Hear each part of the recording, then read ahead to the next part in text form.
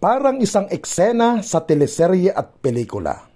Bumuhos ang emosyon, bumaha ang luha, at lumipad kaliwat kanan ang batuhan ng maanghang na litanya.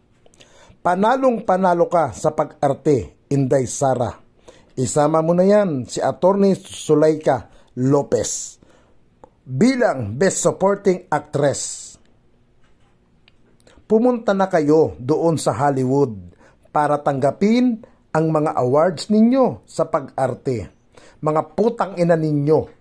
Dapat lang yan sa inyo at parehas Makati yang mga bilat ninyo. Itigil ninyo na ang kaunghangan at kagaguhan ninyo, Inday Lustay. Wala nang magagawa pa yung pag-arte ninyo dahil bistado na ng taong bayan ang tunay na ugali mo at pamilya mo. Hindi na uubra pa ang mga ganap mo at bakit kailangan mo pang sabihin na kailangan kita muna sa kamera. Ano yon? Nagre-ready kayo para sa eksena? Kailangan kita muna ng kamera bago kayo yumakap at sabay naman sa pag-iyak ni Atty. Zuleika? Hoy, mga gago at tarantado na lang maluloko ninyo, mga ulol. Ang dapat ninyong gawin ay humarap sa Kongreso at sagutin lahat ng katanungan patungkol sa inabusong ninakaw at nilustay ninyong pera ng taong bayan. Yan ang dapat ninyong gawin, hindi yung puro kayo pagpapaawa sa harap ng kamera.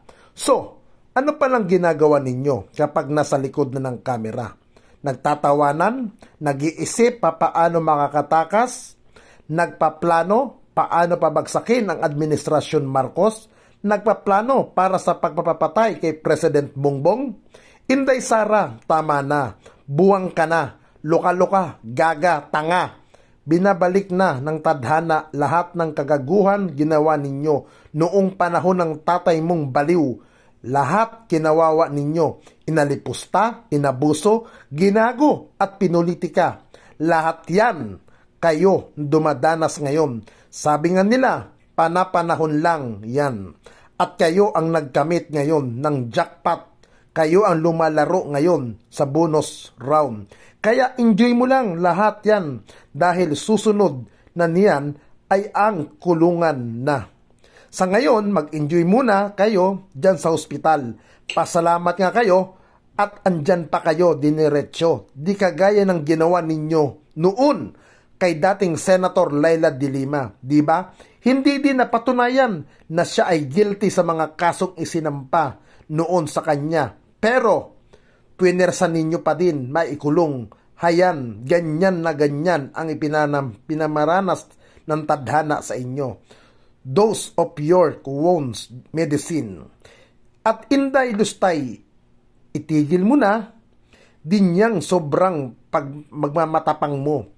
Kung sa tingin mo nakakatuwa na nakakabastos-bastusin mo sina Speaker Martin Romualdez, First Lady Lisa Araneta Marcos at President Marcos para mura-murahin mo na lang, hoy Sara, ikaw ang pinakamalaking putang ina sa bansang ito at sa buong pamilya mo.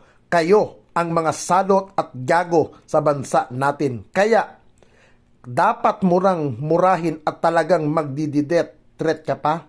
Hoy gago, pinakita mo lang na totoong mamamatay tao ang pamilya ninyo. Tatak Duterte sa bagay. Aminado naman ang tatay mo na marami siyang napapatay noon at pinatira hanggang sa administrasyon nila. Dala-dala niya yang mga pagpatay na yan. Kaya oo, totoong mapanganib kayo at pamilya ninyo. Panganib kayo sa lahat ng Pilipino dahil kayo pumapatay para lang sa ambisyon ninyo at sa pagiging ganid at sugapa ninyo sa pera at kapangyarihan. Gagawin ninyo ang lahat kahit na ang pumatay para lang makuha ang gusto, pues hindi na yan uubra sa Administrasyon Marcos. Nabuko na, Inday Sara, lahat ng mga ninakaw ninyo, ibalik ninyo at sa lahat ng pinagpapatay ng tatay mo, doon panahon niya bilang presidente ay panagutin na niya. Panahon na para ikulong lahat ng Duterte dahil pamilya kayo ng mga kriminal. I-clear natin ito para makita ng camera.